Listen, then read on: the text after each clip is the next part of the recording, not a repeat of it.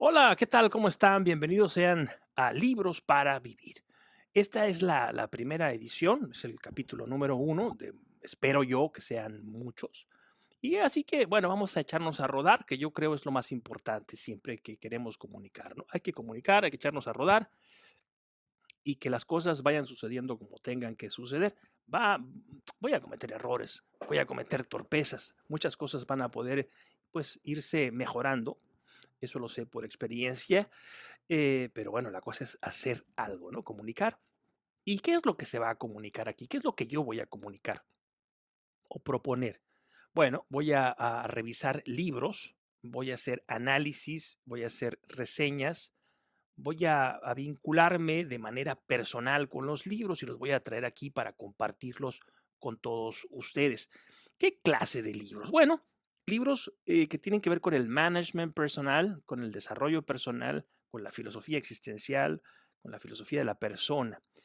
Em, yo quiero colocar aquí, no a los libros, este es un canal de libros, sí, pero los libros no son un fetiche, no son un objeto al que hay que adorar, no, son un vehículo el más perfecto que existe para comunicar las realidades interiores.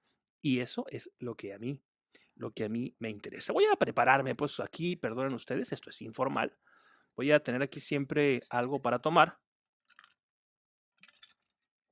porque se me seca mucho la garganta, especialmente a estas horas del día.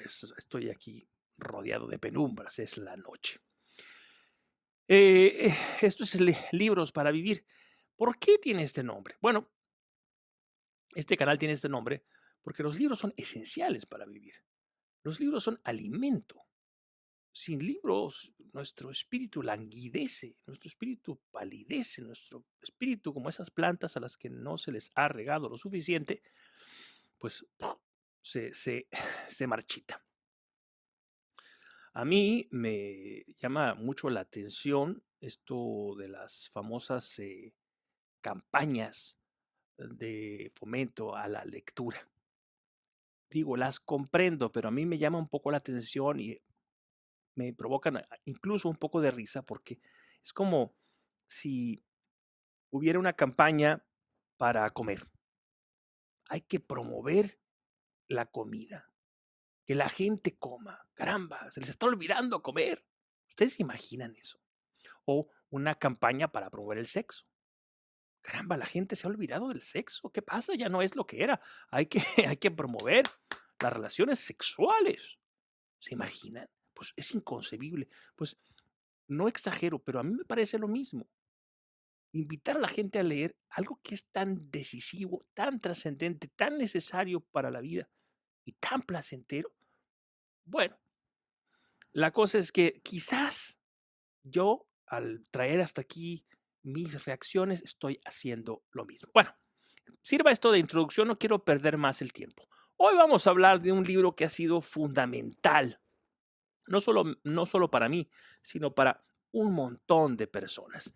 Este libro es El hombre en busca de sentido, de don Víctor Emil Frank. Este libro es tan importante que la Biblioteca del Congreso de los Estados Unidos lo consideró como uno de los 10 libros más decisivos en la historia de la humanidad. Replantéense eso mentalmente. Piensen otra vez lo que acabo de decir. Uno de los 10 libros más importantes en la historia de la humanidad. Ese es el peso que la obra de Víctor Frankl tiene y en concreto El hombre en busca de sentido. Yo he tenido la fortuna de tener conocidos, personas que se dedican a la psicoterapia, que conocen más a fondo, ¿verdad? La parte, digamos, técnica de la obra de Víctor Frankl. Y ellos me dicen, por ejemplo, que este libro es muy importante porque a partir de ese libro es que se va derivando la logoterapia, se va deduciendo de la práctica de lo que este libro es, porque este libro es una recapitulación de la experiencia de Víctor Frankl en los campos de concentración. Me parece, no recuerdo puntualmente, me parece que es un par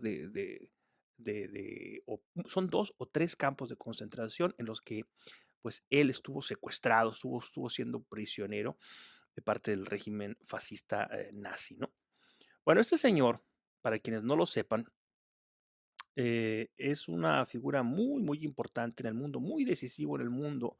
Forma parte de la llamada tercera ola de la psicoterapia austriaca, vienesa, concretamente. Él nació ahí en Austria, en Viena, Austria, en 1905, el 26 de marzo de 1905. Voy a voltear aquí porque aquí tengo mi acordeón, decimos los mexicanos, ¿no? Mi chuleta, dicen en España. Y él muere, pues, en el año de 1997, a finales del siglo XX, un hombre del siglo XX. Junto con Abraham Maslow, por ejemplo, un gran eh, un psicólogo norteamericano, y Carl Rogers, pues es como, digamos, una de las figuras, una de las tres figuras más visibles de la llamada psicología humanista. La obra del hombre en busca de sentido es una obra de carácter subjetivo, es una obra de carácter fenomenológico, porque lo que hace Víctor Frankl es enfrenta su destino. El amor fati de Nietzsche, de alguna forma, ¿no? Es decir, yo no puedo hacer nada por cambiar. Yo no puedo hacer nada por brincar estas cercas, estas alambradas electrificadas y estos nidos de ametralladora. Yo no puedo hacer nada, no tengo poder para hacerlo. No puedo hacer nada para evitar que se me castigue, para evitar que se me mande a trabajar eh, con pico y con pala, haciendo agujeros en un suelo casi petrificado por el frío, ¿no? Y hacerlo hasta que se me despellejen las manos y con el ardor y la sangre seguir cavando, porque no puedo evitarlo. No puedo hacer nada tampoco para evitar que fulano, sutano, uno de estos mequetrefes que nos vigilan, dice Frankel, venga y si le pega la gana a bufetearme. Básicamente estoy a merced de un modo absoluto de esta gente. Sin embargo, por más poder que ellos tengan, no podrán nunca, nunca, nunca podrán entrar a mis dominios internos, íntimos, para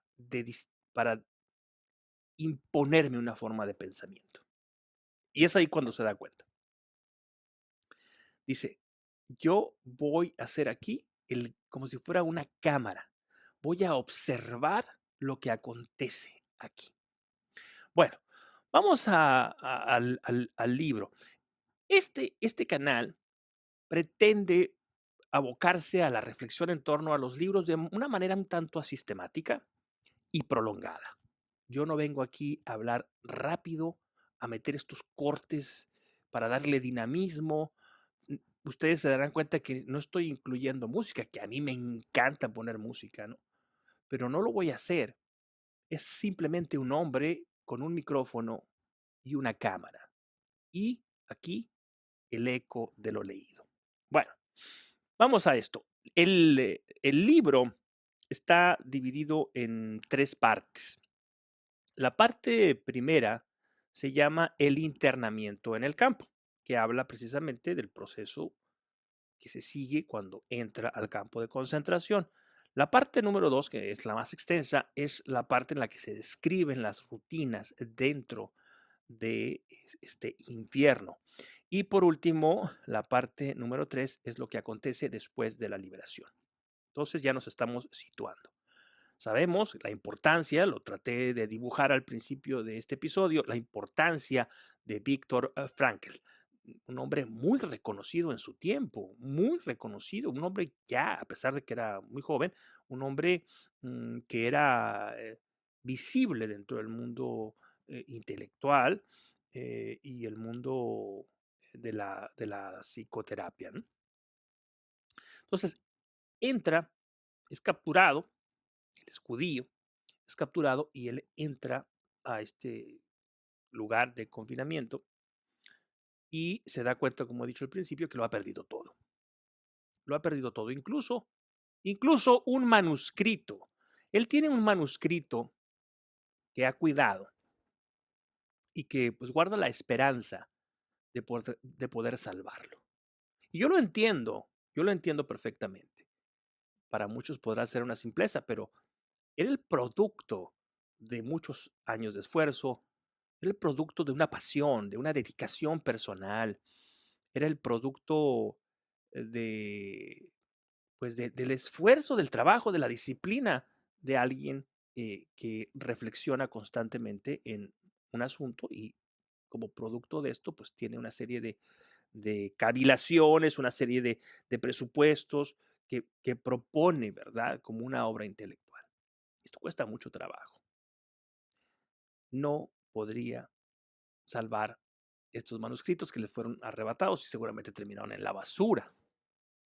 Paradójicamente, este atropello que lo hirió tanto se convertiría en un estímulo que lo ayudaría a sobrevivir en el infierno, porque él guardaba la idea de reconstruir ese manuscrito.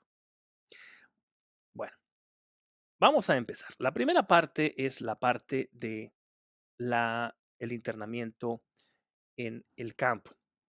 Frankel dice, yo voy a ser un observador. Decía, es un método fenomenológico, un método de observación donde puntualmente va narrando lo que va sucediendo, pero sin adjetivaciones como lo haría un cronista, un periodista, no, simplemente va detallando, como si estuviera haciendo una especie de itinerario, atestiguando como un notario, ¿no?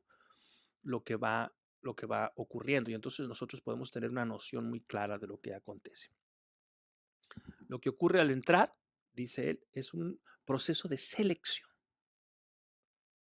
Se paran delante de un militar, de un nazi, que los observa y dice izquierda o derecha. Él no sabe nada, no sabe. Se ha especulado, ¿no? Vienen en un vagón como animales, como ganado. Y se ha especulado que la izquierda, que la derecha. Y es muy triste y muy conmovedor. Hubo momentos en que mis ojos se llenaron de llanto cuando estaba leyendo este libro. ¿No? No podían ver hacia el exterior, vienen dentro de un vagón cerrado y empiezan a especular y empiezan todos, y esta es la primera observación que Frankel hace, empiezan todos a pensar que las cosas no pueden ser tan malas como se dice, que tal vez sea exagerado, que a lo mejor sí son malas, pero para otros, para ellos no, que quizás van a ser mandados a trabajar en una finca. Empiezan a especular tonterías, tratando de evitar confrontarse con la realidad. Entonces, de pronto se abren las puertas, empiezan aquellos hombres a gritar y observar ahí el letrero que anunciaba dónde se encontraban. Estaban en un campo de concentración y Frankel dice, recordaré hasta el último día de mi vida el grito aterrador que escuché de alguien que al leer aquello entendió dónde estaba y lo que le esperaba.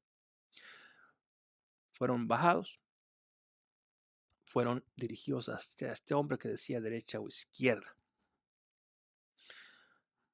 A él le dijeron uno de los lados, no lo recuerdo, derecha o izquierda. Estuvo ahí y después se lo van llevando y entra un proceso de desinfección. Ahí los despojaban de todas sus pertenencias. Ahí fue donde le quitaron el manuscrito que Frankel tanto había cuidado. Después los afeitaron, dice, los depilaron completamente, todo, cabeza y todos los vellos corporales. Y después les daban una barra de jabón y le daban un tiempo limitado para que se asearan lo más pronto posible. En ese momento, Frankel se da cuenta de algo. Se da cuenta que ha perdido toda intimidad, que no puede cubrir su desnudez, que el pudor sale sobrando. Y también se da cuenta de que en ese momento lo ha perdido todo. Todo, todo. No tiene nada. Lo único que tiene, lo único que le queda es su cuerpo. Fíjense ustedes, qué, qué postura existencial tan radical. Entre ustedes y yo median muchas cosas, incluso si estuvieran presentes aquí.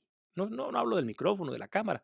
No, la ropa, ¿verdad? No sé, la- las formas sociales, las distancias, la libertad de que yo no quiera verlos o ustedes no me quieran ver a mí.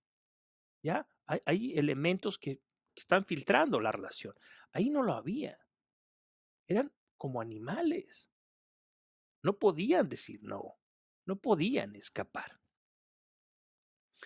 Entonces, dice, cuando se están duchando y están ahí tiritando de frío y se observan, uno de ellos empieza a reír.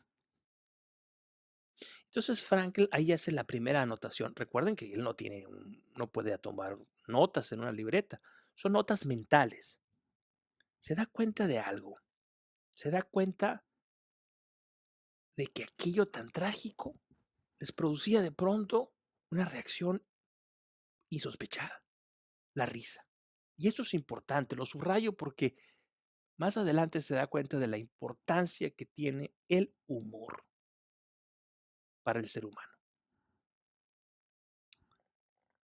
Para el ser humano que quiere sobrevivir en un mundo hostil, en un mundo agresivo y en un mundo trágico. Víctor Frankl es un pensador trágico, dice, todos nos vamos a morir. Ah, bueno, pero la cosa está en cómo vamos a vivir, cómo decidimos vivir el tiempo que nos ha sido dado. Somos absolutamente libres, somos radicalmente libres. Y yo quiero que tú vayas tratando de entresacar algo para tu propia vida, para tu propia existencia. Mira, yo estoy aquí contigo hoy porque yo quiero estar contigo hoy. Y tú estás conmigo aquí hoy porque tú has querido estar conmigo aquí hoy. Si tú decides irte, te puedes ir. Tú lo vas a decidir, ¿sí? Pero eso es una producto de una decisión personal. Es la libertad radical, la libertad última.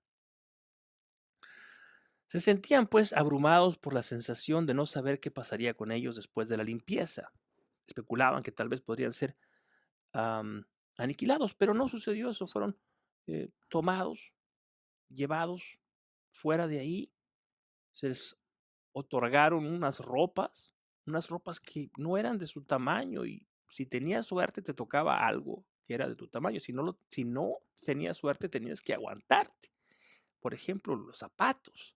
Si los zapatos te quedaban apretados, pues imagínate lo que significaba aquello. Frankel también dice que los soldados eran, cuando bajaban del tren, cuando eran seleccionados y cuando eran llevados a este sitio de aseo, eran muy simpáticos, muy bromistas, eh, nada que ver con lo que se habían imaginado. Y entonces esto les hizo a ellos, pues, tratar de justificar sus esperanzas. Decir, bueno, tal vez no es tan malo aquí, ¿no? Pero cuando les despojaron las pertenencias, hasta ahí llegó el, la buena onda, el buen rollo. Lo que querían era que se despojaran rápido de las pertenencias, relojes, sobre todo, ¿no? Joyas. Querían el oro de las joyas de estas personas. Frankel recuerda pues, con un poco de tristeza como un hombre pidió, ¿no? Si podía quedarse con una alianza, con una argolla matrimonial. Evidentemente, aquello fue imposible. Estaban pues ya desnudos, después les dieron estas ropas y después pasaron a los barracones, ¿verdad? Cuando estaban en los barracones, hubo una persona que salió de ahí, que salió de otro barracón, un prisionero viejo, antiguo, pues, en términos de los años de expectativas que tenían estas personas, y se coló en su barraca ahí, su barracón, y les lanzó un discurso, y se dio cuenta que ahí se da cuenta de otra cosa, se da cuenta de las jerarquías, se da cuenta de cómo este hombre que era más experimentado actuaba, ¿no? Con cierta condescendencia, actuaba como si fuera el sabio de la tribu, ¿no?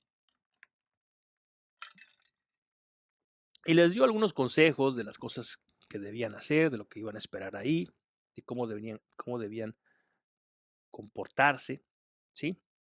Y luego habla de cómo, am, de lo que ocurrió en el proceso de selección, ¿no?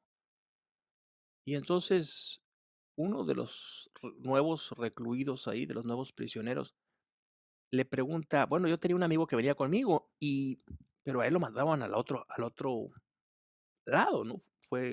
Lo separaron. ¿A dónde lo enviaron a él? Entonces le dijo, verás, ven, asómate aquí, hay una ventana. Y se veía una chimenea donde salía humo. Y le dijo, dile adiós a tu amigo ahí va. Y entonces se confrontaron con esa realidad. O alguno que lloró, se dio cuenta entonces que todo aquello que habían pensado, que se venía especulando en el tren, pues era cierto. Estaban en un lugar terrible. Habían sido enviados, su amigo había sido enviado junto con mucha gente a la cámara de gas. Frankel recuerda que ese hombre, el hombre que les dio ese discurso, le dijo, cuando se enteró que Frankel era médico, le dijo que le iría bien porque a los médicos eran predilectos del ¿cómo se llama? Del cabo ahí, ¿no? Del, del líder ahí, del caponero, pues. Con el paso del tiempo se daría cuenta que no era verdad, que no era verdad, que le estaba mintiendo.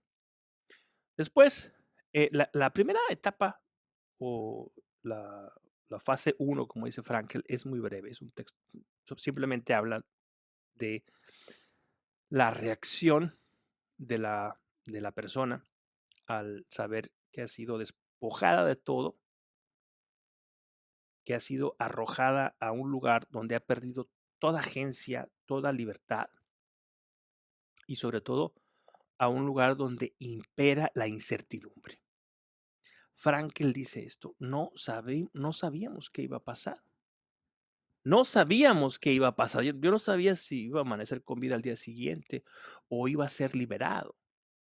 Entraba en un plano de incertidumbre y Frankel enfatiza mucho esto, el peso de la incertidumbre, lo que nos mata la incertidumbre.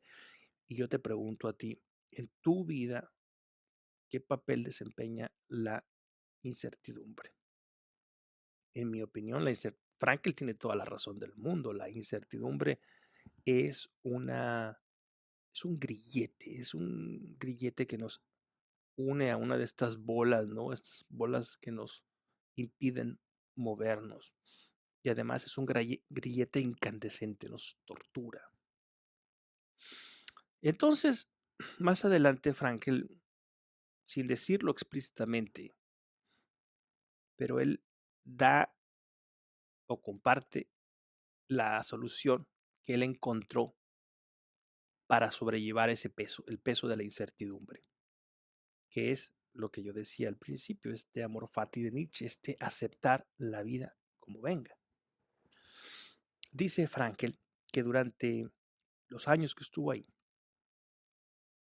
se dio cuenta que muchas personas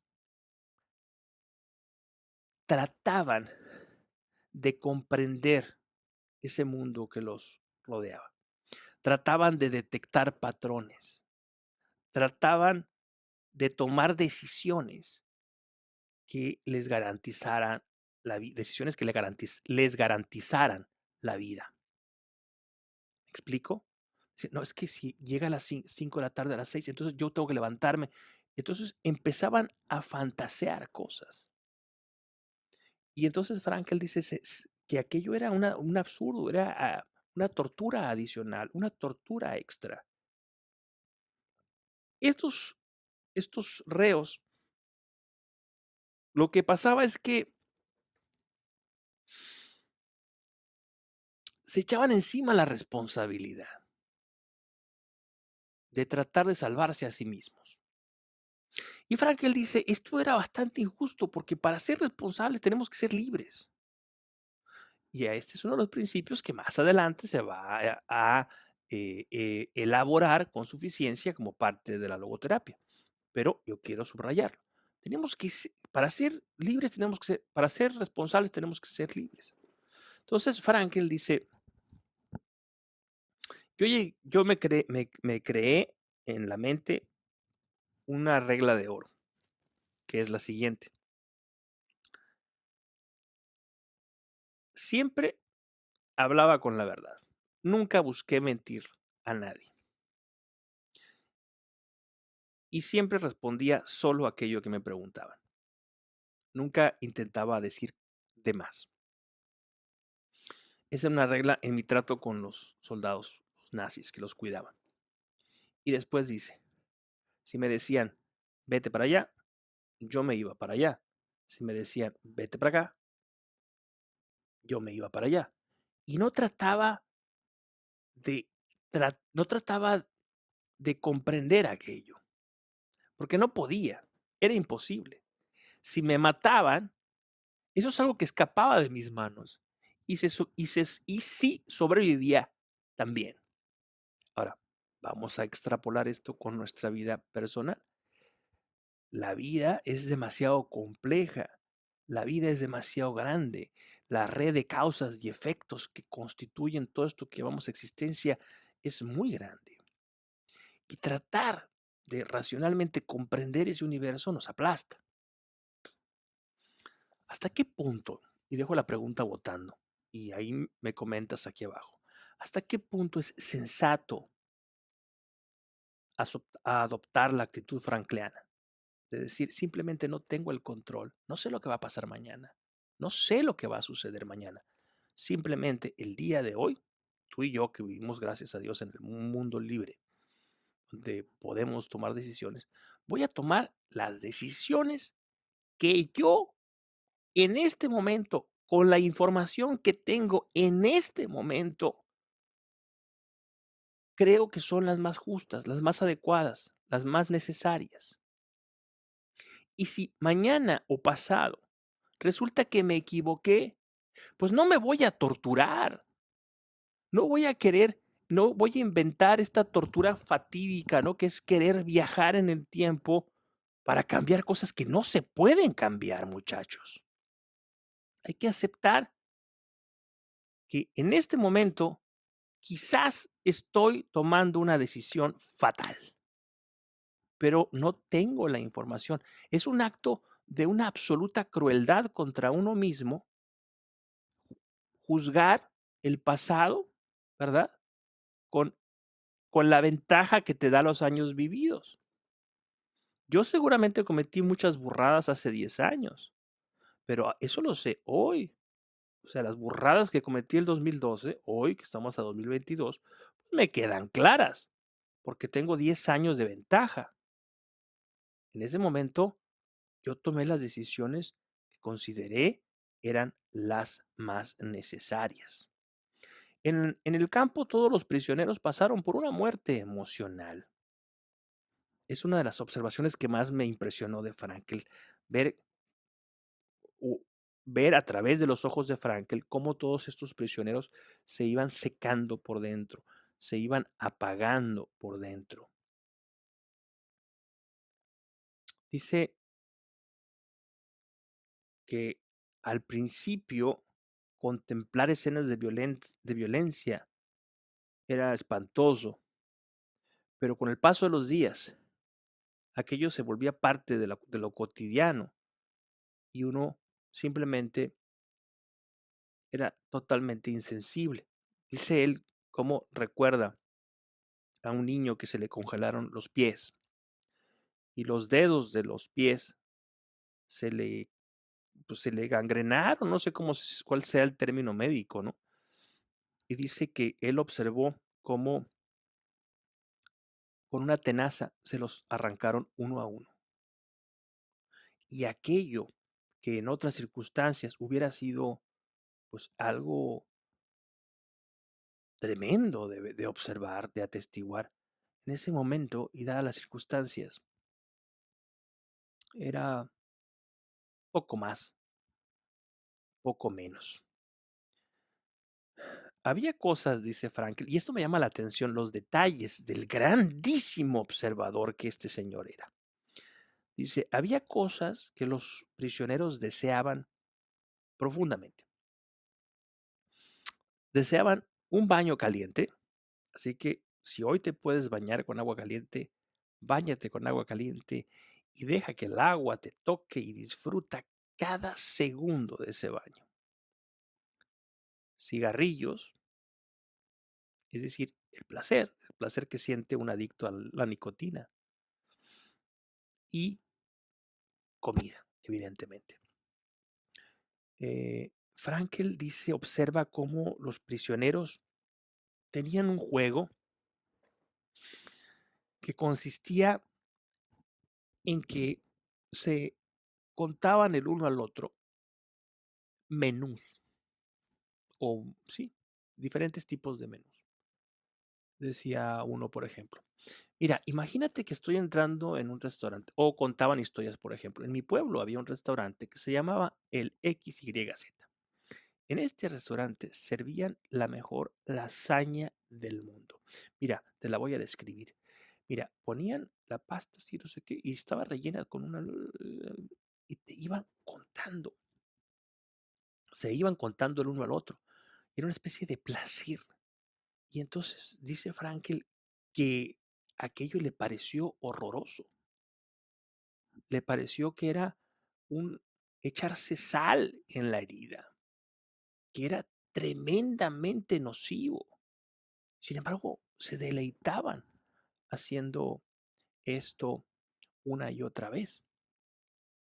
Otra cosa que anotó en el tiempo que estuvo presente ahí Frankel es cómo este nivel, este cautiverio bajo estas condiciones tan estrictas y tan terribles, tenía efectos inesperados.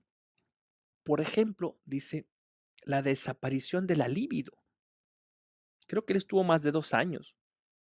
Yo, dice, en todo este tiempo no recuerdo haber sentido el más mínimo asomo de apetito sexual. En 2 años. Y nadie de los que estaba conmigo ahí. Y mira que dormían todos juntos, apretados. Eran espacios muy reducidos, muy pequeños. No tenían colchones, no tenían almohadas. Había personas que no podían dormir sin almohadas y se quitaban aquellos zapatones llenos de lodo y los usaban como almohadas. Una ventaja o algo positivo de que dormíamos 3 o 4 en una pequeña litera es que la cercanía de los cuerpos hacía que el frío se sintiera menos. En una ocasión, el doctor Frankel está acostado ahí y se levanta. Había, dice, una pequeña estufa donde había leña y había un trozo de leña y él lo empuja para tratar de avivar el fuego. Y entonces voltea y se da cuenta que uno de sus compañeros está teniendo una pesadilla. Está, está haciendo ruidos. Entonces, él intenta acercarse para despertarlo. Y cuando está a punto de hacerlo, da un paso hacia atrás y dice una cosa maravillosa y terrible. Dice, me di cuenta que que no había pesadilla, por terrible que fuera peor que la conciencia, que el darse cuenta de dónde estaba. Dice también que con el paso de los tiempos, de los días, pues con el paso del tiempo, aprendieron a dormir, se adaptaron, además trabajaban todo el día, los sacaban temprano, los hacían marchar hasta unas zonas donde estaban construyendo una carretera. Y dice que dormían. Y entonces dice él que en el momento que sonaba, no sé, una alarma, ¿no? Una especie de trompeta, corneta, o que anunciaba que era el momento de despertar y volver a trabajar. era el momento más desolador de todos. Salir del sueño y darse cuenta de que la pesadilla seguía ahí. Se incorporaban, se ponían los zapatos, no tenían calcetines, tenían los pies hinchados. Había personas que lloraban porque los pies se les seguían hinchando y sabían que mañana o pasado ya no iban a entrar en los zapatos y no les darían otros zapatos. Eso ya era el final. Otra nota que tengo aquí es que es muy importante para la logoterapia es la observación que hace Frankel de la risa, cómo se contaban chistes, se hacían chistes sobre su tragedia, sobre su condición. Y aquello les resultaba muy placentero, incluso al propio Frankel. Es cuando se da cuenta del poder del distanciamiento que uno puede hacer gracias a la risa del dolor personal, del dolor propio. Esa es una de las grandes contribuciones de Frankel, la importancia que tiene el sentido del humor como un elemento terapéutico. Una de las cosas que más anhelaba Víctor Frankel era la soledad.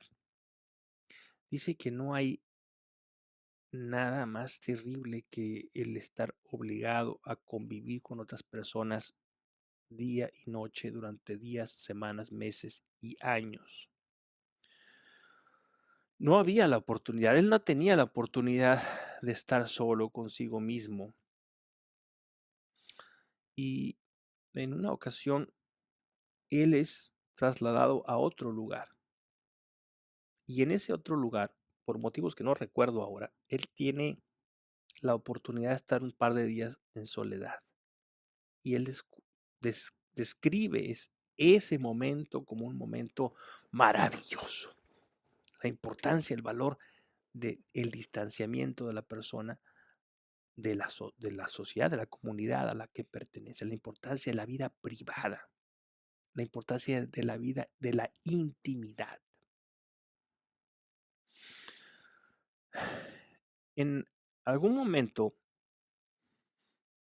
Frankel habla de cómo él iba caminando, estaban trabajando en esta carretera. Siempre, al parecer, están trabajando con pala, con pico y pala, haciendo hoyos, ¿no? Y viene uno de estos guardias nazi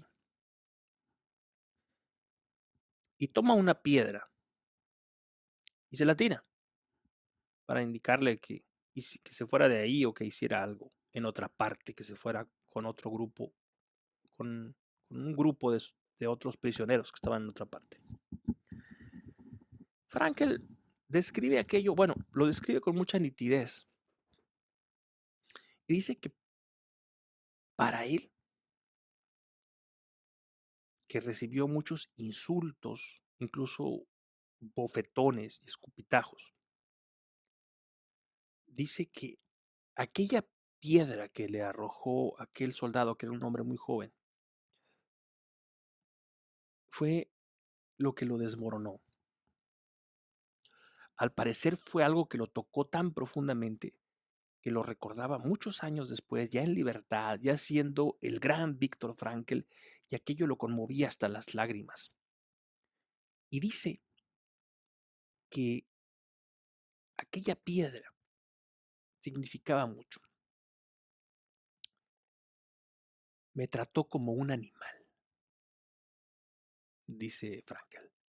No me habló, no me insultó. Si me hubiera insultado, es porque de alguna forma me consideraba su igual. Me tiró una piedra como si se la tirara un perro para espantarlo, pues. No quiso gastar palabras en mí. Y aquella realidad de que yo para él era menos que un ser humano fue algo muy difícil de tragar, algo muy, muy duro. Dice Frankel también que, y esto es bien interesante, corrían rumores dentro de aquel campo de concentración donde se decía, el campo va a ser liberado, los soldados norteamericanos o lo que sea están rodeando aquí, están aquí cerca y se espera que para la Navidad de, no sé, del 43 vamos a ser liberados. Y había gente, dice Frankel, que lo creía de verdad. Entonces, comenzaba a vivir de una manera diferente. Comenzaba a vivir con alegría, se levantaba casi de buen humor, hacía bromas, trabajaba con más intensidad. ¿Sí? ¿Por qué? Porque estaba convencido, lo movía la fe. Entonces, conforme se iba acercando la fecha, cualquiera que ésta sea, y era evidente que aquello no iba a acontecer, entonces el reo empezaba poco a poco a perder ese entusiasmo que había ganado, hasta que llegaba el día y se confirmaba que evidentemente no iban a ser liberados. Entonces Frankel refiere a por lo menos un par de casos de personas que murieron ese día o un día después. Y a él aquello lo conmovió tremendamente, porque dice, ¿de qué tamaño es la influencia que puede tener la mente en nuestro propio cuerpo?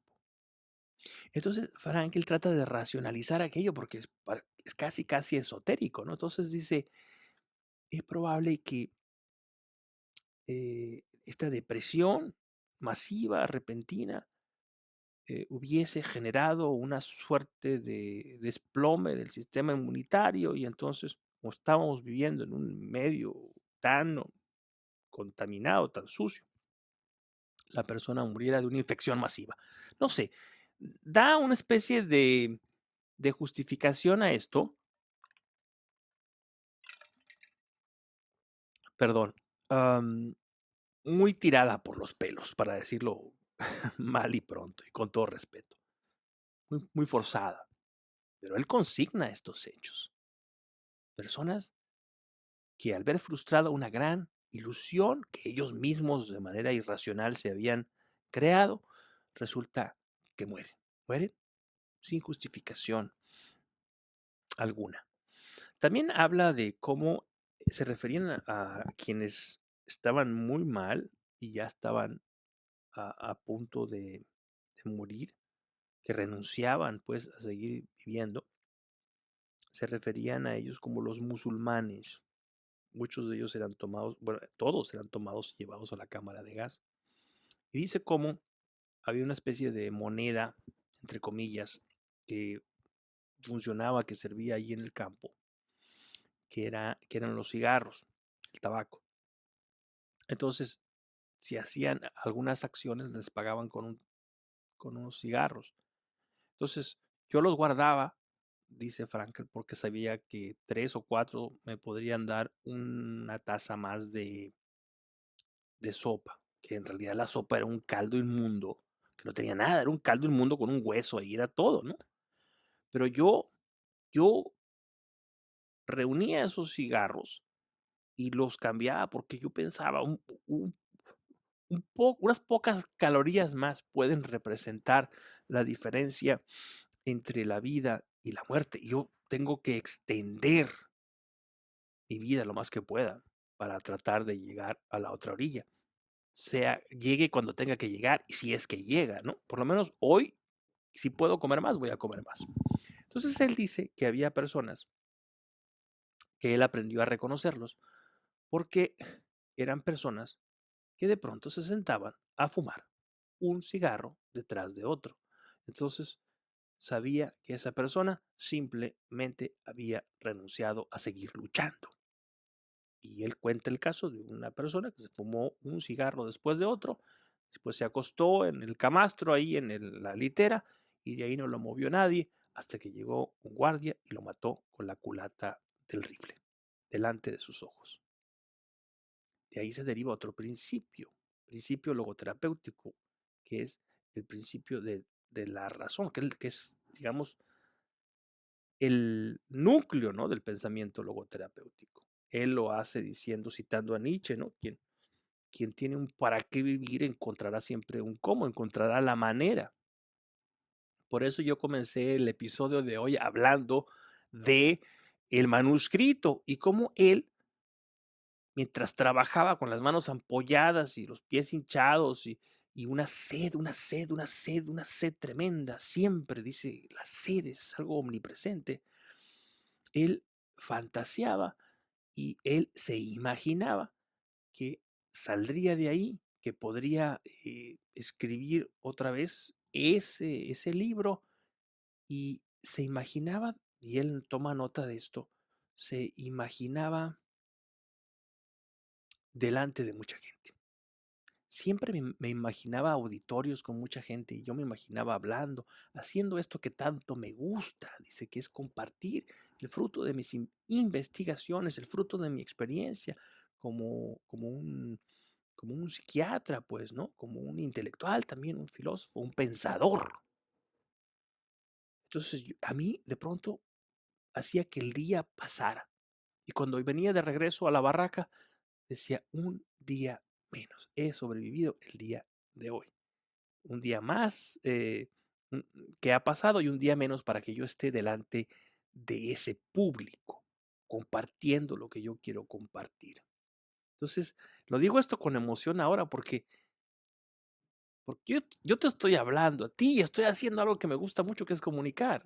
Y comunicar de libros que leo, de libros que me han ayudado a vivir. A Frankl, este libro imaginario en la cabeza le ayudó a vivir. Era un libro para vivir también, aunque el libro no existía. A mí el libro de Frankl, el que ha escrito, el que publicó y que se hizo eh, tan famoso, pues es un libro que me ha ayudado a vivir también, ¿ya? Y me permite comunicarme contigo. Y para mí eso es maravilloso, de verdad. Gracias, gracias a Dios puedo estar aquí. Y gracias a ti también. Yo no sé quién estará escuchándome, quién estará hasta aquí. Yo advertí que sería un episodio largo, que los episodios van a ser largos, que quiero que sean así, que es parte de la idea, ¿no? Bueno, hay otros detalles del confinamiento que me quedaron muy grabados, a pesar de que no lo tengo aquí en mi libro, en mis cuadernito de notas, ¿no? Por ejemplo, él no sabía si su esposa vivía, su esposa había sido muerta ya, él perdió a su familia. Él era un hombre prácticamente recién casado, estaba viviendo pues esos años maravillosos, ¿no? De las familias, de las parejas que se aman y que deciden hacer una vida juntos. Mm, y él le hablaba a la esposa, él le hablaba mentalmente, por supuesto, y esa conversación le ayudaba a vivir. Y él dice que en un momento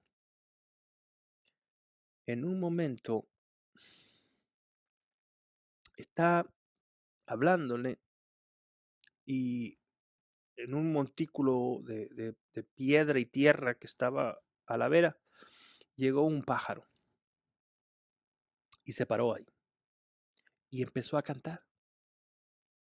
Y él se conmovió hasta las lágrimas porque lo entendió como un mensaje y recuerda aquel canto como el canto más hermoso de un ave que él haya escuchado. Después tuvo otra epifanía. Dice que la percepción estética es algo que no se perdía. Y entonces había atardeceres bellísimos. Y en una ocasión dice, veníamos molidos, molidos. Estábamos tumbados sin hablar, no teníamos fuerza para hablar. Todos habíamos perdido 20, 30, 40 kilos, éramos unos esqueletos. Estábamos con los ojos cerrados, y si yo estaba con el antebrazo cubriéndome los ojos, boca arriba, jadeante. Y en eso, un hombre empieza a gritar y dice: vengan, vengan a ver esto, vengan a ver esto. Y todos se paran. Y lo que el hombre quería que sus compañeros vieran era el atardecer, un atardecer, un crepúsculo bellísimo. Y les dice: vean a ver vengan a ver esto, qué maravilla, qué belleza, qué belleza. Y entonces dice: qué bello podría ser todo, qué bello podría ser todo esto.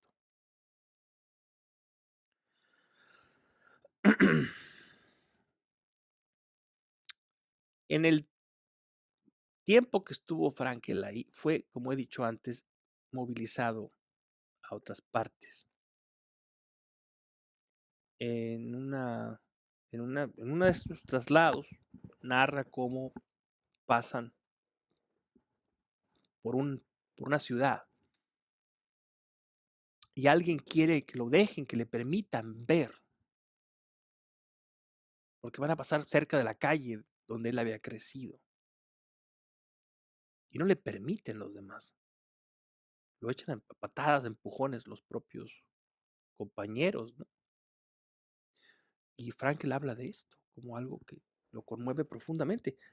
No tanto la vileza de esta gente, sino la importancia que este hombre le atribuía a ver por unos segundos esa calle donde él había sido tan feliz. Luego Frankel habla de cómo, de acuerdo a la política que él había establecido, si le decían ve para allá, iba para allá. Si le decían ven para acá, venía para acá. Entonces dejó de especular. Y entonces este hombre, el jefe ahí, un guardia, dijo: fulano, sutano, mengano, perengano, van a ir a otro campo porque van a hacer no sé qué labores ahí. Entonces ellos pensaban que los iban a llevar al horno. Entonces algunos hombres empezaron a hablar de esto. Entonces de pronto dijo este militar, dijo que si alguien no quería ir, o abrió la posibilidad. Entonces hubo manos que se levantaron y los quitó de ahí. Y ahí mandaron a Frankel. Y él aceptó. Resulta que a los otros hombres les dieron unas tareas infames. Los mandaron a trabajar de noche. Lo que para, para ellos, Frankel dice, no explica muy bien por qué, o no lo recuerdo, era sinónimo de muerte. Los que trataron de salvarse se estaban condenando sin saberlo. Y dice, nos subieron, nos llevaron, nos bajaron, y era verdad. Estaba en condiciones mucho mejores, podía dormir más a gusto, tal y cual. Era verdad. Y aquellos habían, sin saberlo, por supuesto, habían renunciado a eso, tratando de salvarse. Y dice, y unos días después estaban muertos. ¿Qué podemos nosotros sacar de esto? Las decisiones que tomamos queriendo salvarnos pueden matarnos, o viceversa. No sabemos lo que va a ocurrir. No sabemos, no podemos saberlo.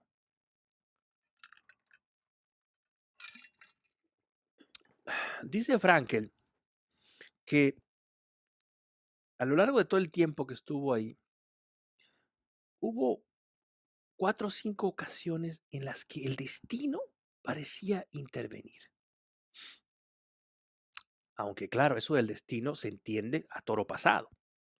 Sí, pero en ese momento yo pasaba una cosa, bueno, tú quieres ir, bueno, iba y resulta que me salvaba por decir, bueno, por decir que, que sí a todo, ¿no?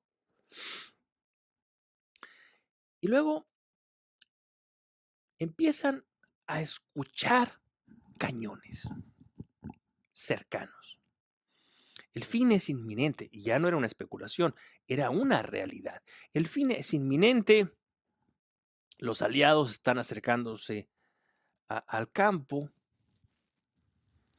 y entonces se da cuenta que hay un caos, al parecer hay una desbandada y algunos de los últimos soldados que se quedan ahí cuidándolos le dicen a Frankel y a otro hombre que vayan y entierran un cadáver que estaba ahí. Entonces van y lo entierran y se dan cuenta que ya no hay seguridad. Y entonces deciden escapar. Pero algo sucede en ese momento, no recuerdo qué, que impiden que escapen. Y esto es importante porque después viene la Cruz Roja. Llega un camión de la Cruz Roja para tomar control del campo de concentración. Dice que los guardias se quitan la ropa y se visten de paisano, pues de civil. Y dice, este fulano que apenas hace 3 días nos está matando a culatazos, estaba haciéndose el simpático ahora contando chistes y dándonos barras de chocolate y cigarrillos. Llega entonces este camión, llega un oficial ahí y les dice que ahora ellos han tomado control del campo de concentración y que ellos son la autoridad. Y entonces dice que va a llevarse a algunos fuera de ahí. Obviamente todo mundo quiere salir, dejar atrás todo aquello, ¿no? Entonces dice que a él no lo escogen, ¿no? Y dice, bueno, ni modo, se queda ahí. Y dice que otras personas, los reos, bajaban algunos y se subían ellos. Los arrojaban así, con violencia. Iban dando, o sea, encendieron el motor del camión, iban aplaudiendo, dando gritos, vítores, cantando. Y se van. ¿De acuerdo? Al día siguiente se enteran de que había unos nazis ocultos ahí en el bosque cercano y los habían emboscado. Entonces después van hasta ahí a rescatar los cadáveres. Los habían matado a todos y les habían prendido fuego. Y dice que él reconoce a algunos. No sé si por la ropa, por la apariencia, pero chamuscados ahí quemados. Otra vez la misma condición. Aquellos que bajando a unos a golpes para tratar de escaparse de ellos, les estaban dando la vida y ellos estaban dando la muerte. Y yo, dice, como pues yo estaba nomás ahí viendo para todos lados, pero resulta que me había salvado sin saberlo. En ese momento me había salvado sin saberlo. Bueno, esto ya se va haciendo un poco largo. Simplemente mencionar algunas cosas más que recuerdo ahora. Por ejemplo, Frankel dice que Él recuerda mucho cuando tenía que hablar con los oficiales de la SS, de las SS. Dice, siempre recuerdo mucho pararme delante de uno de estos hombres. Y recuerdo mucho, dice, eran como el ser humano perfecto para mí. Dice, no se les movía un pelo. Estaban perfectamente duchados. Olían a colonia, olían a perfume. No tenían una mota de polvo, un poco de fango, de lodo en sus botas. Verticales, jóvenes, rebosantes de salud. En cambio yo era un animal hediondo, hirviendo de piojos, con sarna.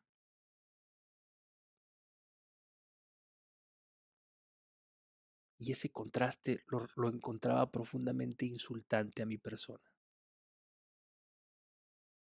Sentía que me aplastaba esa distancia. La dignidad humana, la noción de la dignidad humana se hacía presente en esas condiciones de contraste máximo, evidentemente. Cosas curiosas que yo recuerdo, además de la que ya mencioné, la falta del líbido, ¿no? Del deseo sexual, dice, nuestros dientes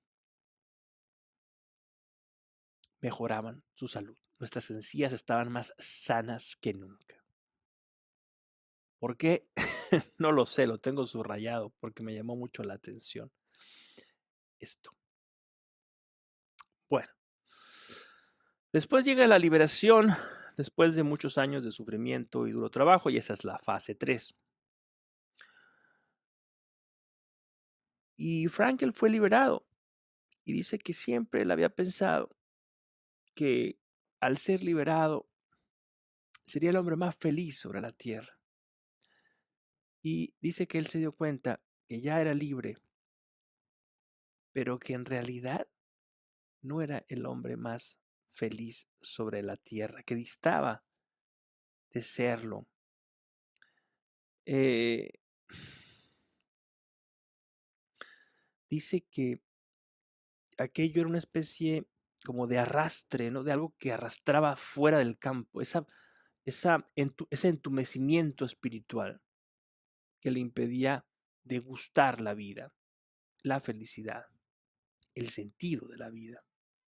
Entonces dice que se dio cuenta muy pronto que tenía que reeducarse, que tenía que reaprender a disfrutar la vida. Dice que decía, soy libre, soy libre, soy libre, soy libre, y que escuchaba aquella frase en su cabeza y que aquella frase, muchachos, le parecía que carecía de sentido. Después dice que al llegar a su lugar de origen y al conocer o al ver a personas que habían sobrevivido a la guerra también, se da cuenta que él abrazaba, no sé, la idea de ser recibido como un héroe, ¿no? De ser recibido, no sé, con aplausos, con abrazos, con besos, con algún banquete. Y cuando llega a su lugar, dice que esto después corroboraría, es algo que muchas personas, muchos sobrevivientes vivieron. Resulta que se dio cuenta de que no era así, de que a la gente le importaba poco y menos lo que había pasado. Después dice que al contar la crónica de lo vivido dentro del campo de internamiento, de pronto la gente, sus interlocutores, frecuentemente respondían diciendo, yo también sufrí, aquí también fue muy duro. Y aquello le provocaba una, una especie de odio, una reacción negativa, ¿no? Además, dice que en su caso particular llegó y y todos aquellos que él imaginaba, sus seres queridos, la esposa, estarían esperándolo y se reuniría con ellos y buscaría y encontraría la manera de seguir la vida. No estaban para él, habían muerto. Estaba prácticamente abandonado y solo en la vida. Y aquello le provocó una desilusión tremenda. Finalmente, Frankel termina su libro estableciendo algunos principios. Este es un añadido, un agregado que hace cuando el libro tiene éxito, entonces se le pide que elabore más sobre la logoterapia, que él ya estaba aplicando, ¿verdad? Ya estaba su teoría, su terapia, tomando cuerpo y dando frutos, porque estaba siendo aplicada a la terapia psicológica. Entonces, hay algunos principios que él establece, ¿no? Eh, hay una frase famosa del libro de Frankel que no he mencionado, que ahora me acaba de venir a la cabeza. Dice, ahí, en el campo de concentración, dice, me di cuenta que muchos de los capos pues eran judíos como yo, y eran tremendos, eran lo más terrible, nos agarraban a golpes a todos, y querían congraciarse con los nazis. Y yo también vi a guardias nazis llorar, emocionados, contemplando aquel horror. Aquello es paradójico, es absurdo y en modo alguno trata de minimizar el horror de un régimen bestial.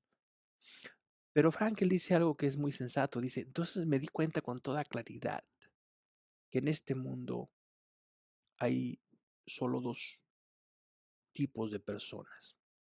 Hay solo dos clases de personas que yo acepto. Deja tú la religión de lado, la raza, la condición, la preferencia sexual. Deja tú de lado cualquier característica. Dice, a mí hay dos tipos de ser humano que a mí me interesa conocer e identificar. Dice, la buena gente y los hijos de puta. Y a mí aquello me quedó muy grabado. Creo que, creo que tiene razón. Algunas características de, de este libro son las siguientes. Dice, por ejemplo, la muerte siempre causará un gran susto para aquellos que no han vivido lo suficiente. Vivir es liberarnos del peso del temor a la muerte. Si en ti no existe la posibilidad de cambiar el rumbo que te causa dolor y sufrimiento, siempre podrás elegir la actitud más acorde para sobrellevar ese sentimiento. El hombre siempre estará sujeto a su pasado, pero no lo convertirá en un esclavo si éste no quiere.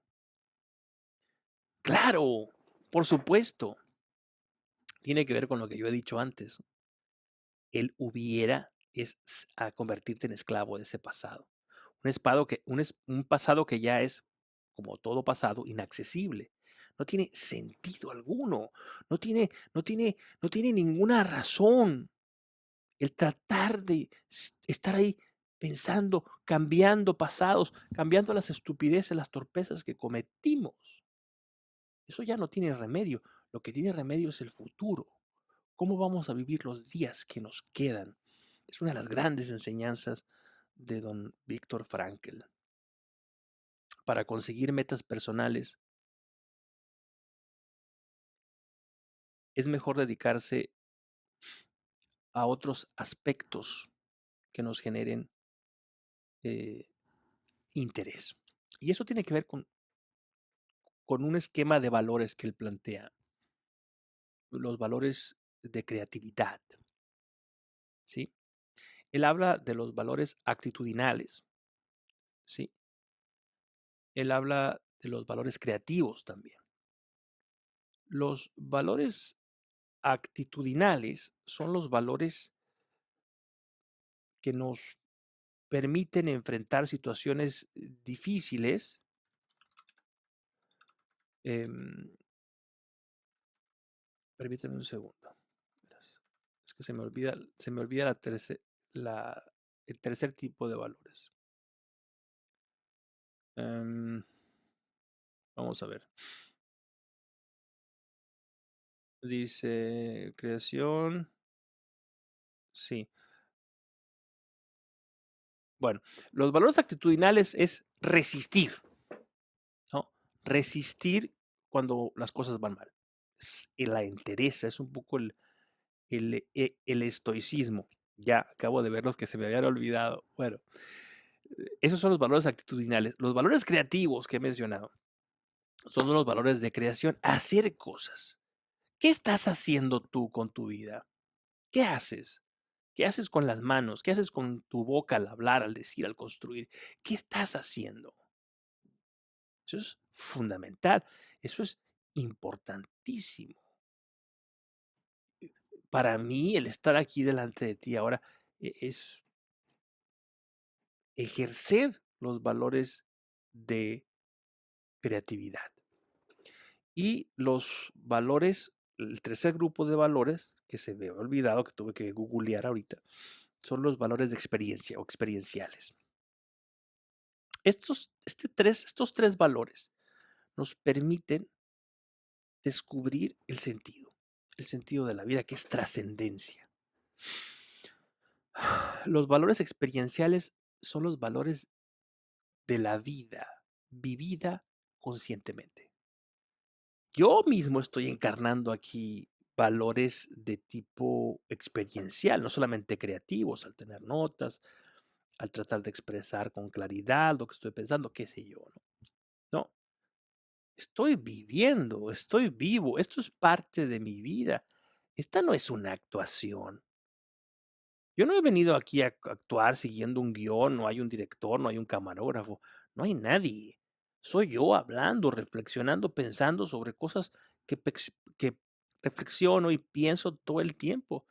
La única diferencia es que ahora hay una cámara y tengo este micrófono aquí en este artefacto, ¿ya? Nosotros siempre podemos abrirnos a la conciencia del momento presente. Y cuando nosotros hacemos eso, cuando nos volvemos plenamente conscientes, estamos activando los valores experienciales. Siempre, donde estemos, aquí y ahora. Aquí la vida está. La vida es aquí y ahora, ahora mismo. Aquí tengo frío. Está haciendo frío. No estoy cómodo ahora. Pero ¿quién soy yo para quejarme del frío?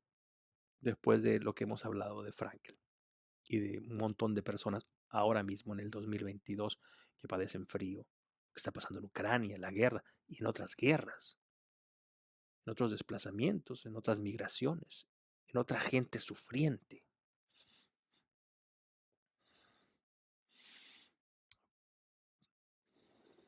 Hay un sitio al que yo voy, donde trabajo muy a gusto.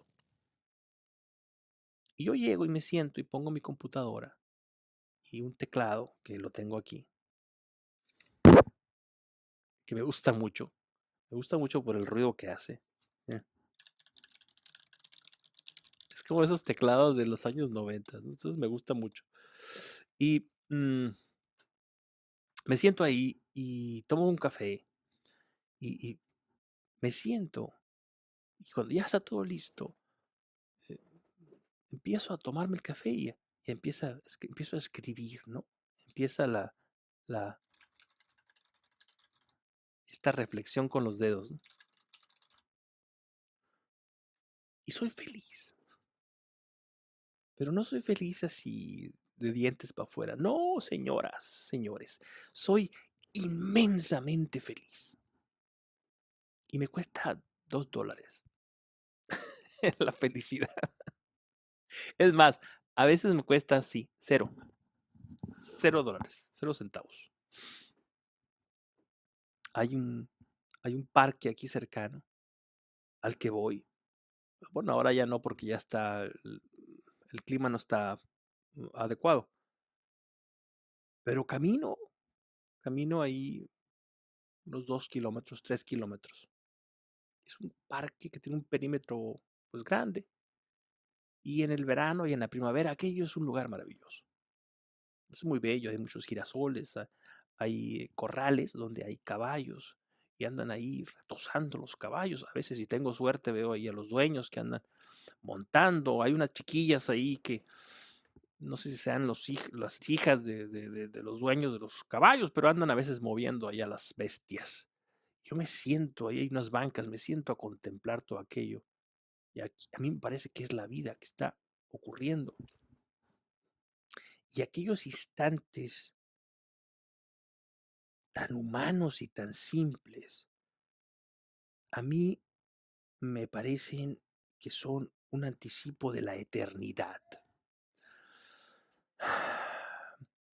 El hombre se autorrealiza, dice Frankel aquí en otro subrayado, cuando descubre el verdadero sentido de su vida. ¿Cómo va a descubrir el sentido de su vida? Pues a través de estas vías que él propone, ¿no? La resistencia, los valores de actitud, la experiencia consciente, la toma de conciencia, ¿sí? Y la creación, la creatividad. Y eso me recuerda a Maslow, ¿no? También. Pero a diferencia de Maslow, al que critica eh, respetuosa y caballerosamente Frankl, dice, mira, Maslow habla de la autorrealización en la cumbre de la pirámide, ¿no? Luego hablamos de Maslow. Dice que primero hay que llenar la panza, ¿no? Las necesidades básicas, la pirámide de las necesidades humanas. Necesitamos llenar la panza, luego tenemos que tener relaciones con otras personas, así hasta que llegamos a la autorrealización. Dice, dice Frankel, pues mire usted, señor Maslow, yo en el fango y en medio de un campo de concentración, yo pensaba en la autorrealización y comía cáscaras de papa sobre el carbón, cáscaras que yo robaba, hurtaba. Y era una especie como de chips, ¿no?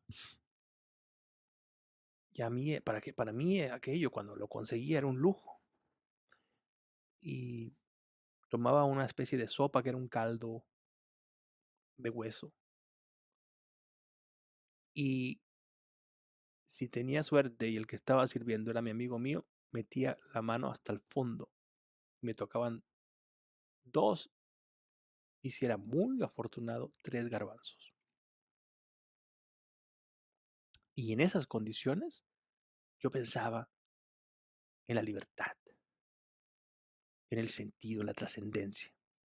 Entonces Frankel cree que en realidad la distancia entre el hombre y el sentido es mínima y no importan las circunstancias que ocurran, siempre tendremos la oportunidad de autocumplirnos, de descubrir ese sentido. Porque el sentido de la vida, y esta es una de las bases de la logoterapia, no es algo que uno cree, es algo que uno descubre. ¿Cuál es el sentido de tu vida? ¿Cuál es? Yo quiero llegar al final dejando esta pregunta sobre la mesa, que es la pregunta que nos deja Frankel, que nos invita, que, nos, que Frankel nos invita a pensar pues en esa pregunta. ¿Cuál es el sentido de tu vida? Habla de valores, ¿sí? La logoterapia es trágica, ¿no? Habla del dolor, el sufrimiento y la muerte. Tres demonios que no nos podemos quitar de encima. Dolor, sufrimiento y la muerte. No, no puede ser dolor, es algo más. Ahora les voy a decir, voy aquí a mis apuntes. Dolor, sufrimiento. Culpa. Siempre se me olvida. Sufrimiento, la culpa y la muerte. La culpa nos liga al pasado. La muerte es una condición propia de nuestra naturaleza. Y el sufrimiento, pues, es parte de la vida. El sufrimiento está aquí y ahora también. es parte de la condición humana. No puedo cambiar aquello que me rodea, las circunstancias. Mira, si hace frío me pongo esto y ya me tapo, ¿no? Pero si no tengo esto, ¿cuántas cosas no tengo yo? La carencia es parte de la condición humana. Y en la medida en la que yo esté alimentando mi cabeza de deseos, pues más grande va a ser mi satisfacción. Entonces, el sufrimiento sea en cosas cotidianas, triviales, como por ejemplo voy a un restaurante, me encanta comer este platillo. A ver, usted, señor mesero, tráigame esto. No, fíjese que ya no lo servimos. ¡Ah! Te dan ganas de arrancarte la cabeza, si eres un poco neurótico, ¿no? Estas estupideces son parte del sufrimiento de lo cotidiano. Hasta el hecho de que vas con un doctor y te dan un diagnóstico terrible, ¿no? Es parte de la condición humana el sufrimiento. Sufrimiento, culpa y ¿qué? Muerte, ¿no? Sufrimiento y culpa y muerte. La condición trágica del ser humano. Pero a pesar de esto, nosotros podemos descubrir desde la voluntad y desde la libertad responsable, que esa es la gran enseñanza de este libro. Podemos descubrir ese sentido que nos plenifica, un sentido trascendente y planificador. Yo admiro muchísimo y envidio a los místicos, porque yo siempre he creído que es la mística, ¿no? La experiencia, la vivencia de lo espiritual, de lo religioso, la copa última que sacia toda la sed. La psicología positiva, el doctor Martin Seligman, del que hablaremos aquí alguna vez, habla de tres tipos de felicidad o tres tipos de tres maneras de alcanzar la felicidad. Primero, el placer. Cómete un pedacito de chocolate y ¿no han visto que hay gente que come y baila? La felicidad te hace bailar. El problema es que es como un cohete, sube y baja. Es muy rápida, pero baja. Y entonces necesitas más chocolate. Me voy a tomar otra cervecita. Voy a hacer. Y eso es altamente peligroso porque corrompe, ¿no? Corrompe. El segundo tipo es un poco más complicada, pero no deja de ser una vía centrada en uno mismo. Y es el reconocimiento. Ser reconocido por el otro. Por ejemplo, en el ámbito profesional. Gente que trabaja. Y se ve. Mis títulos. Yo soy yo, doctor. Pero no se te ocurra no decirme doctor porque te voy a agarrar a garrotazos. El reconocimiento. Y la tercera vía, que es la que a mí me interesa, es la de el servicio. Lo que las religiones nos han dicho durante milenios, ¿no? Servir a los demás, dice Seligman, es la vía más segura para alcanzar una felicidad no solamente honda, sino además duradera. Sobre la felicidad, Frankel nos dice lo siguiente.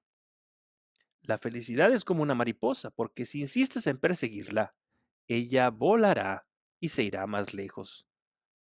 Si centras la atención en otros aspectos, esa mariposa volará y se posará sobre tus hombros sin tener que ir tras ella. La felicidad se posará en ti porque forma parte de la vida y no siempre estará presente. Eso me encanta de Frankl. No está prometiéndote mundos de unicornios y arcoíris. No te dice la felicidad a veces no estará. A veces toca sufrir. ¿No han visto ustedes a los fanáticos deportivos que cuando pierde su equipo ahí lloran? Pues a veces toca sufrir, a veces toca perder. ¿Ya? Pero Frankl dice, no busques la felicidad, no la persigas. No busques la felicidad. Haz cosas más sensatas como ir a ver los caballos, los girasoles, sentarme frente al fuego a leer, ir al lugar donde me gusta tomar ese café. ¿Qué te gusta a ti hacer? Hablarle a la amiga, al amigo, jugar con los hijos, jugar con tus mascotas, leer, leamos. Yo comencé hablando hoy de que los libros, la lectura es una de las formas de la felicidad. Escuchar podcast que te guste, ver películas que te guste, dormir, descansar, disfrutar de tu tiempo, disfrutar la vida, disfrutar de tu cuerpo, bañarte, asearte, qué sé yo. La vida es un abanico de posibilidades infinitas. Aquel hombre que sufre constantemente, decía Frankel, es porque no se conoce lo suficientemente bien. Es porque no se ha ido a pasear, no se ha ido a caminar. Es porque no ha creado, porque es un perezoso. ¿Saben que yo tengo algo contra los perezosos? Perdón, qué feo ruido hice. Le voy a quitar esto para que no haga ese ruido. Yo tengo contra los perezosos, muchachos, un asunto pendiente. Porque nos privan de su talento. Bueno, tienen derecho a hacerlo, ¿no? A ser perezosos. Nos privan de su talento. Pero al no hacer nada, están despreciando la vida de los valores creativos, que es fuente de sentido, fuente de trascendencia.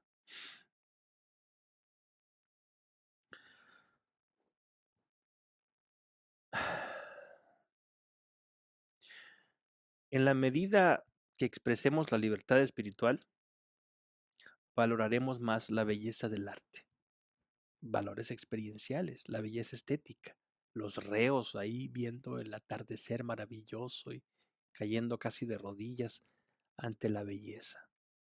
¿Qué diría Maslow de estos desarrapados que pesaban 30, 40 kilos de huesos, con las manos y los pies deshechos, llenos de sarna, maravillados, emocionados hasta las lágrimas al contemplar la belleza del atardecer? El espíritu humano es un misterio gozoso. El verdadero sentido de la vida es saber llevarla, dice Frankel. Esa es la sabiduría que él nos propone. Nos da un mapa de la sabiduría, muy simple, muy sencillo. Haz, resiste y disfruta. Haz, resiste y disfruta. Bueno, aquí me voy a detener. Yo quiero que te quedes con esto. Perdóname si fui muy pesado, perdóname si no supe expresar el gran contento, el gran disfrute y la gran emoción que esta obra del doctor Víctor Frankl ha significado para mí. Yo te invito a que te acerques a ella. Es un libro que se lee rápido. Yo te invito a que lo leas y te invito también para que te suscribas a este canal. Por aquí por acá. Suscríbete a este canal. Dale clic a la campanilla ahí y sobre todo déjanos un mensaje. Déjanos un mensaje. Déjame un mensaje. Que aquí solamente soy yo, no hay nadie más. No sé por qué dije déjame. Déjame un mensaje para conocer de ti, para saber quién eres. Y sobre todo, si tienes algún libro que quieras, que te interese que yo comente aquí, pues adelante, puedes hacerlo, lo voy a considerar. Recuerda los temas que trato aquí, del management personal, del desarrollo personal, de la filosofía de la persona. Yo creo mucho en el poder de la palabra y yo creo mucho en la tecnología para poder comunicar, para poder invitar a otras personas a que participen y que se unan a este círculo de libros, de gente que ama estos libros para vivir. Hasta pronto.